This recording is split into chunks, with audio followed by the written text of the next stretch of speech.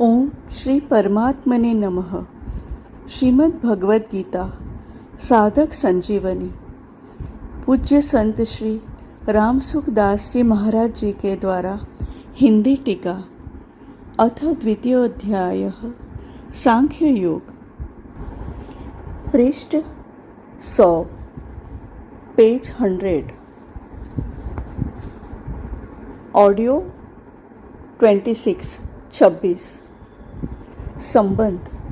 पहले दृष्टांत रूप से शरीर की निर्विकारता का वर्णन करके अब आगे के 3 श्लोकों में उसी का प्रकारांतर से वर्णन करते हैं। श्लोक 23। नैनं छिन्दन्ति शस्त्राणि नैनं दहति पावकः न चैनं क्लेदयन्त्यापो न शोषयति मारुतः। शस्त्र इस शरीर को काट नहीं सकते, अग्नि इसको जला नहीं सकती, जल इसको गीला नहीं कर सकता और वायु इसको सुखा नहीं सकती। व्याख्या। नैनं छिन्दन्ति शस्त्राणि। इस शरीर को शस्त्र नहीं काट सकते क्योंकि ये प्राकृत शस्त्र वहाँ तक पहुँच ही नहीं सकते। जितने भी शस्त्र हैं वे सभी पृथ्वी तत्व से उत्पन्न होते हैं।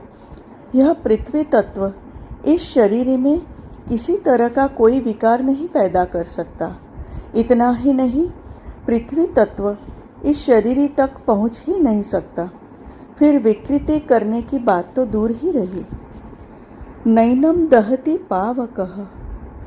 अग्नि इस शरीर को जला नहीं सकती क्योंकि अग्नि वहाँ तक पहुँच ही नहीं सकती।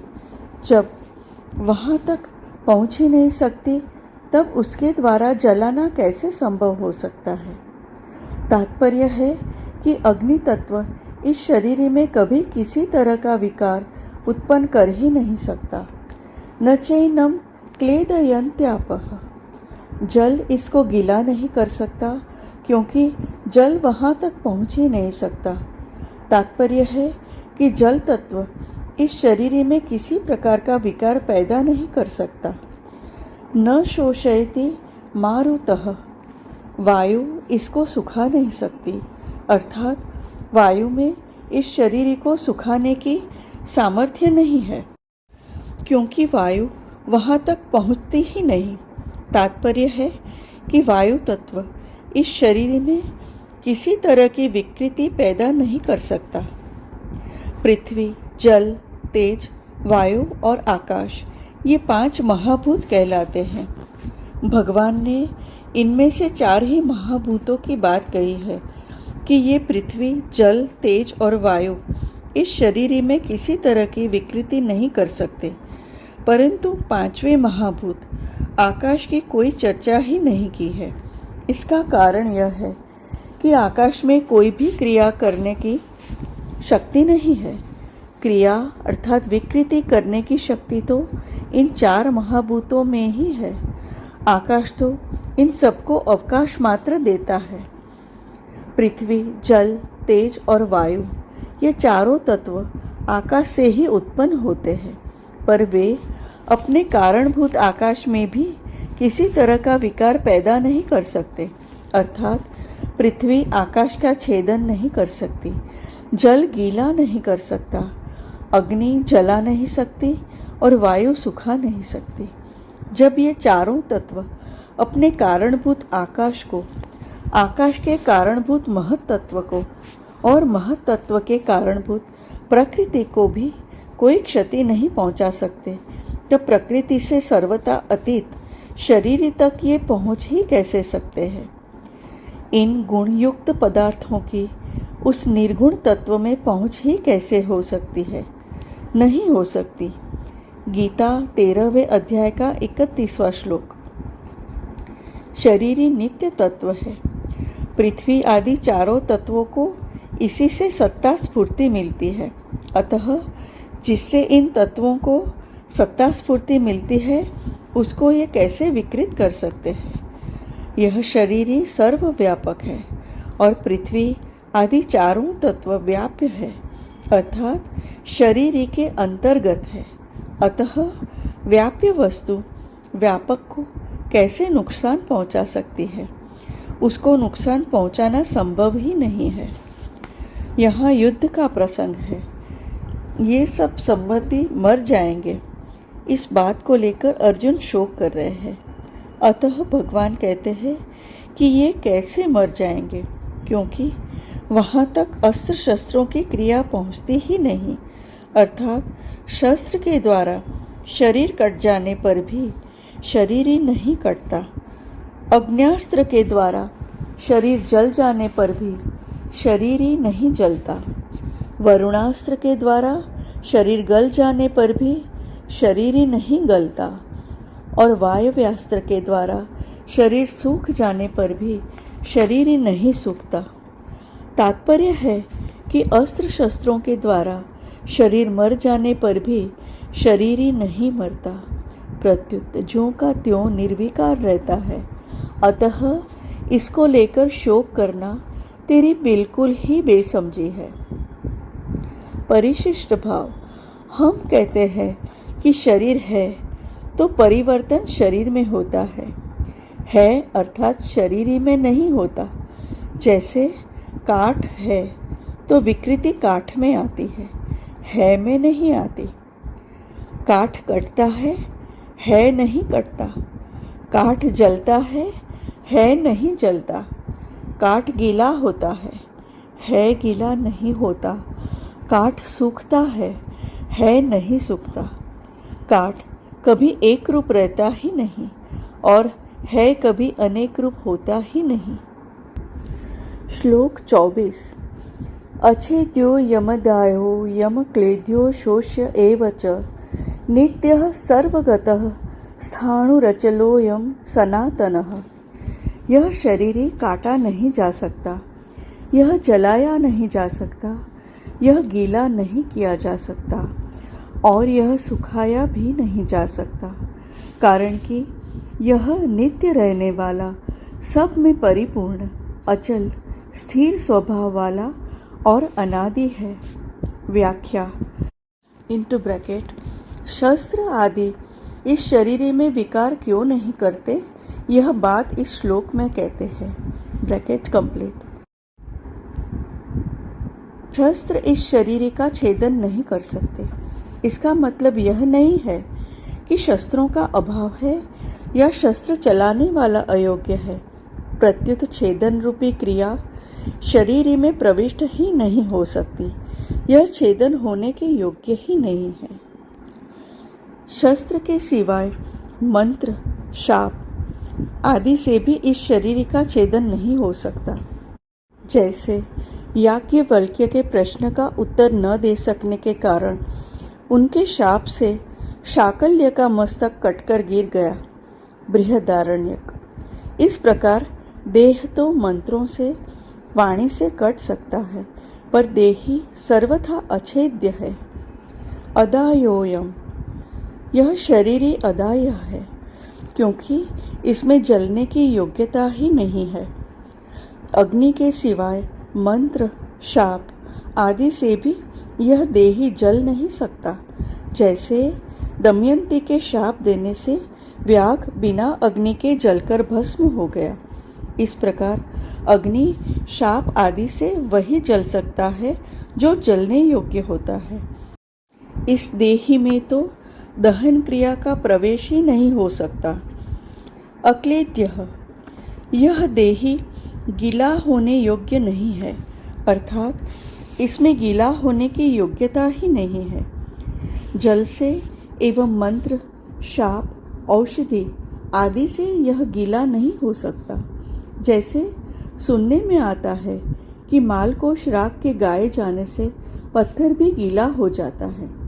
चंद्रमा को देखने से चंद्रकांत मणि गीली हो जाती है, परंतु यह देही राग रागिनी आदि से गीली होने वाली वस्तु नहीं है। अशोष्यः, यह देही अशोष्य है। वायु से इसका शोषण हो जाए, यह ऐसी वस्तु नहीं है, क्योंकि इसमें शोषण क्रिया का प्रवेश ही नहीं होता। वायु से तथा मंत्र, शाप, औषधि आदि से यह देही सूख नहीं सकता, जैसे अगस्त्य ऋषि समुद्र का शोषण कर गए, ऐसे इस देही का कोई अपनी शक्ति से शोषण नहीं कर सकता।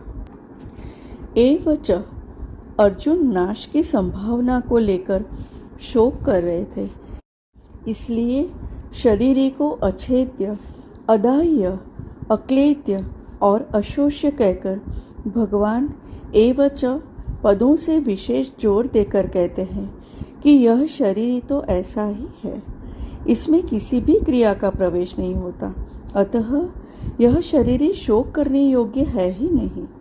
नित्य, यह देही नित्य निरंतर रहने वाला है। यह किसी काल में नहीं था और किसी काल में नहीं रहेगा, ऐसी बात नहीं है, किंतु यह सब काल में नित्य निरंतर ज्यों का त्यों रहने वाला है।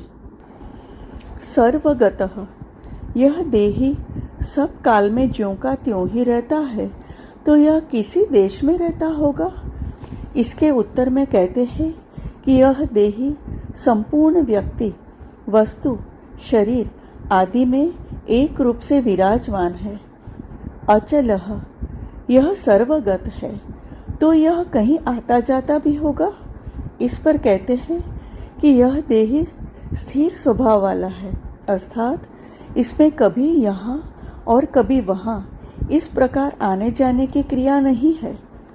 स्थाणु हूँ, यह स्थिर स्वभाव वाला है, कहीं आता जाता नहीं।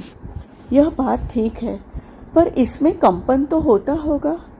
जैसे वृक्ष एक जगह ही रहता है, कहीं भी आता जाता नहीं, पर वह एक जगह रहता हुआ ही हिलता है, ऐसे ही इस देही में भी हिलने की क्रिया होती होगी। इसके उत्तर में कहते हैं कि यह देही स्थाणु है, अर्थात इसमें हिलने की क्रिया नहीं है। सनातनः, यह देही अचल है, स्थाणु है। यह बात तो ठीक है, पर यह कभी पैदा भी होता होगा? इस पर कहते हैं कि यह सनातन है, अनादि है, सदा से है। यह किसी समय नहीं था, ऐसा संभव ही नहीं है। विशेष बात, यह संसार अनित्य है, एक क्षण भी स्थिर रहने वाला नहीं है, परंतु जो सदा रहने वाला है, जिसमें कभी किंचित मात्र भी परिवर्तन नहीं होता, उस देही की तरफ लक्ष्य कराने में नित्य पद का तात्पर्य है। देखने, सुनने, पढ़ने, समझने में जो कुछ प्राकृत संसार आता है, उसमें जो सब जगह परिपूर्ण तत्व है, उसकी तरफ लक्ष्य कराने में सर्वगतः पद का तात्पर्य है। संसार मात्र में जो कुछ वस्तु, व्यक्ति, पदार्थ आदि है, वे सब के सब चलायमान है।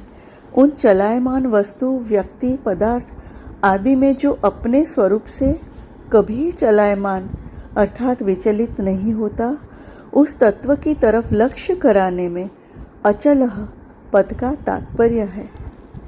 प्रकृति और प्रकृति के कार्य संसार में प्रति क्षण क्रिया होती रहती है, परिवर्तन होता रहता है। ऐसे परिवर्तनशील संसार में जो क्रिया रहित, परिवर्तन रहित, स्थायी स्वभाव वाला तत्व है, उसकी तरफ लक्ष्य कराने में स्थाणु पद का तात्पर्य है। मात्र प्राकृत पदार्थ उत्पन्न और नष्ट होने वाले हैं, तथा ये पहले भी नहीं थे और पीछे भी नहीं रहेंगे, परंतु जो न उत्पन्न होता है और न नष्ट ही होता है, तथा जो पहले भी था और पीछे भी हरदम रहेगा, उस तत्व अर्थात देही की तरफ लक्ष्य कराने में सनातनः पद का तात्पर्य है।